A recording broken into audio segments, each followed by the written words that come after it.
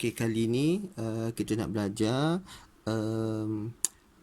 mencari titik pusingan bagi setiap lengkungan dan seterusnya. Tentukan titik itu sama ada maksimum ataupun minimum. Okey, yang ini adalah salah satu soalan wajib yang keluar untuk PA kamu nanti ya. Okey, kita start ya. Okey, bismillahirrahmanirrahim. Okey, tengok soalan pertama di sini, jalan penyelesaiannya. Diberi Y sama dengan 12X tolak 2X kuasa 2. Okey, ini dia punya persamaan dia. Ya, okey. Langkah pertama, kamu buat dy dx. Dy dx kan yang ini, 12X akan dapat 12. Negatif 2X kuasa 2 ni, okey, negatif. Kuasa ni letak di depan. 2 ni salin saja dan X ni kuasa berkurang 1. Ini langkah asas lah. Okey, kemudian kita selesaikan dapat dy dx sama dengan 12 tolak 4x. Itu langkah pertama. Okey, langkah kedua selepas dapat ni. Okey, kita terus langkah seterusnya kita akan buat dy dx sama dengan kosong. Okey, tujuan dia adalah untuk mencari X. X ni apa? X ni adalah koordinat untuk X untuk titik pusingan. Titik pusingan tu mesti ada koordinat kan? X dengan Y. Jadi kita cari dulu apa dia nilai X, apa dia nilai Y. Jadi dy dx sama kosong ni untuk cari X. Okey, tersalin balik dy dx ni. 12 tolak 4X kat sini. Sama dengan kosong. Sama dengan kosong. Okey, negatif 4X ni kita pindah sebelah kanan. Okey, sampai setakat tu. Okey, kita hilangkan 4 ni. Per 4 kita ringkaskan dia akan dapat 3. Dan X ini adalah sama dengan 3. Okey, ini adalah untuk nilai koordinat X. Okey. Ingat, titik pusingan dia mesti ada X dengan Y. X dah dapat kan? Okey, macam mana cari Y? Y tu langkah yang berikutnya, langkah ketiga. Kamu salin balik persamaan Y ni di sini. Tapi X kamu ni gunakan nilai tadi 3. Gunakan 3 ni. Okey, X ni 12. X kita sama dengan 3. Tolak 2. X kuasa 2. X kita lah 3 kuasa 2.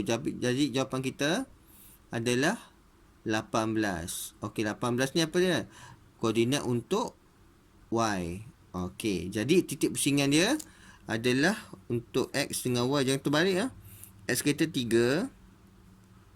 Y kita 18. Inilah titik pusingan. Okey, baca balik soalan tadi. Cari titik pusingan. Okey, dah dapat. Kemudian, pastikan tentukan pusingan itu maksimum ataupun minimum. Jadi, langkah seterusnya, kita bezakan semula sekali lagi dy dx tadi. Yang ni, 12 tolak 4x ni. Kita bezakan kali ke 2. Okey, 12 ni akan jadi kosong. Negatif 4x ni akan jadi negatif 4. Okey. Kemudian, okey, nak tahu maksimum minimum ataupun minimum. Kalau jawapannya negatif, maksimum. Kalau jawapannya positif, minimum. Okey. Jadi, kesimpulannya, titik 318 tadi yang kita dapat tadi adalah maksimum. Okey. Okey, kita pergi ke soalan yang kedua. Contoh yang kedua, diberi Y sama dengan 4X kuasa 2 tolak 16X tambah 10. Okey, soalan kita apa dia? Cari titik pusingan. Seterusnya, tentukan titik pusingan itu maksimum ataupun minimum. Okey, langkah pertama. Okey, langkah pertama ialah dy dx kan Y ni. Okey, 2 kuasa kat depan, 4. Kuasa dia berkurang 1, 2 tak 1, 2 dan 4 apa 8? X. Negatif 16x ni akan dapat negatif 16. Nombor ni tak ada apalah sebab dia akan dapat kosong. Jadi dy dx kita ialah 8x tolak 16. Itu langkah pertama. Langkah kedua, kita buat dy dx kan yang tadi. Tujuan dia adalah untuk mencari koordinat X. Koordinat X ni. Okey, jadi kita salin balik ni. 8X tolak 16 sama dengan kosong. Okey. 16 ni pergi sebelah kanan. Dapat positif. Kita bahagi dengan 8. nak dapatkan nilai X ni, 16 bagi 8 akan dapat 2. 2 ni apa dia? Koordinat untuk X. Okey, bagus. Kemudian, dah dapat koordinat X. Macam mana nak cari koordinat Y? Koordinat Y ni, kita salin balik semua ni. Tapi, kita gantikan X sama dengan 2 ke dalam semua yang pada X ni. Ni 2 kuasa 2. 2 sini. Okey. Kita jumlahkan dia. Selesaikan guna kalkulator, kita akan dapat Y sama dengan negatif 6. Jadi, titik pusingan kita adalah 2 negatif 6. Okey. Titik pusingan dah dapat dah. Lepas tu kita tentukan dia maksimum ataupun minimum. Okey. Langkah kedua, salin balik dy dx yang kita cari awal-awal tadi. 8x tolak 16 tu, kita bezakan untuk peringkat yang kedua. Kita bezakan sekali lagi, kita akan dapat 8x akan dapat 8, negatif 16 akan jadi kosong. Okey. Ingat kalau jawapan kita positif, lebih besar daripada kosong, minimum. Kalau kecil daripada kosong ataupun negatif ni, maksimum. Jadi kesimpulan kita adalah titik 216 adalah minimum. Kenapa minimum? Sebab bezaan kali kedua dia adalah positif. Okey, kita pergi ke latihan yang ketiga. Contoh ketiga. Okey, diberi Y sama dengan negatif X kuasa 3 tambah 4X per X. Kalau ada pecahan macam ni, kita pecahkan dulu satu-satu macam ni. Negatif X kuasa 3 per X tambah 4X per X. Kita ringkaskan dulu.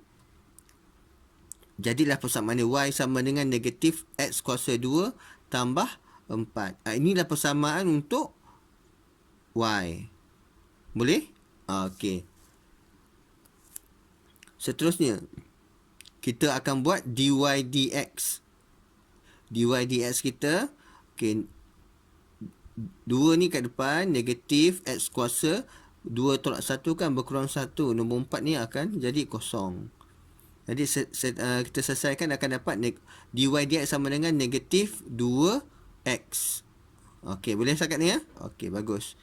Kemudian, dah dapat dy dx. Langkah yang kedua, macam mana nak cari X? Dy dx kita sama dengan kosong. Jadi, negatif 2X tadi, yang dy dx tadi, sama dengan kosong.